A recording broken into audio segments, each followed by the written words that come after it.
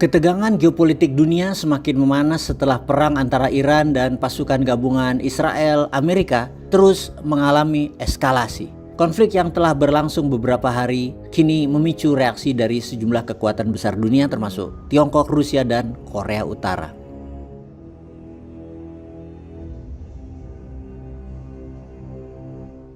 Di tengah situasi yang semakin tidak menentu, Presiden Xi Jinping mengeluarkan pernyataan tegas yang langsung menjadi sorotan dunia internasional. Ia meminta militer negara Tiongkok untuk meningkatkan kesiapan menghadapi kemungkinan konflik besar di tengah dinamika global yang berubah cepat. Sebagaimana hal ini dikutip di media China Army kemarin. Situasi saat ini sudah sangat parah di negara kawasan Teluk. Dan bukan hanya Iran, di mana pangkalan militer Amerika di negara Teluk semua diserang.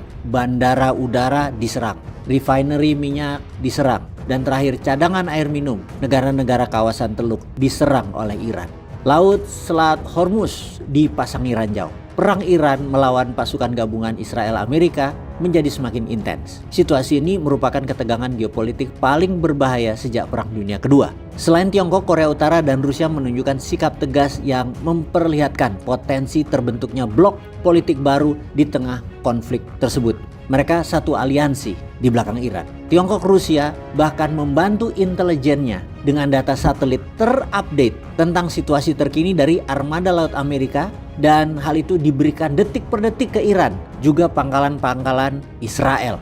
Dukungan terhadap Iran, salah satu respon yang paling keras, juga datang dari Korea Utara. Kim Jong-un menyatakan dukungan terbuka terhadap Iran dalam menghadapi tekanan militer dari Amerika dan Israel. Korea Utara akan bergabung dalam perang melawan Amerika dan Israel, tentunya mendukung Iran. Pernyataan tersebut bukan sekedar retorika diplomatik. Pyongyang bergerak cepat, menunjukkan keseriusannya dengan aksi nyata di lapangan. Dalam beberapa laporan, Korea Utara bahkan melakukan demonstrasi kekuatan militer sebagai bentuk sinyal politik kepada dunia internasional. Langkah tersebut memperlihatkan bahwa Pyongyang tidak sekedar memberikan dukungan secara simbolik.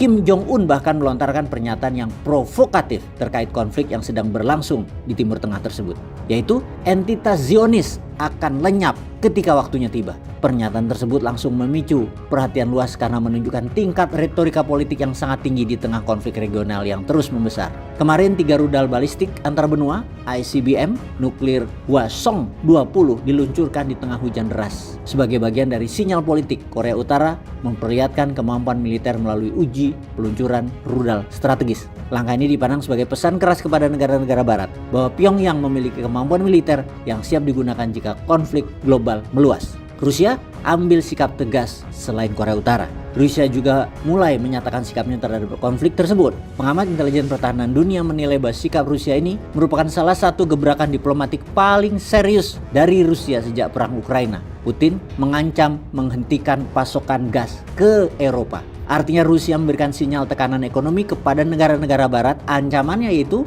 kalau Eropa mendukung Amerika dan Israel menyerang Iran ikut-ikutan membantu Amerika dan Israel, sekali lagi, gas akan dimatikan ke Eropa. Langkah Putin ini sangat strategis buat banyak negara Eropa, jadi tidak berani masuk ke Iran membantu Amerika karena mereka tahu Ukraina saat ini lemah kekuatan militernya karena tidak lagi dibantu Amerika, dan negara-negara Eropa juga lemah di dalam militer karena sejak Perang Dunia Kedua militer mereka dijaga oleh NATO yang terkuat tentunya Amerika, dan di dalam NATO Amerika sekarang sibuk berperang. Eropa tidak ada yang menjaga negaranya. Kalau Rusia invasi militer ke seluruh Eropa, nggak bisa apa-apa. Sekarang digertak dengan gas Rusia saja, mereka panik dan gak berani kirim pasukan membantu Amerika. Itulah bentuk solidaritas aliansi Rusia, Korea Utara, dan Tiongkok terhadap Iran. Sekarang Indonesia bagaimana?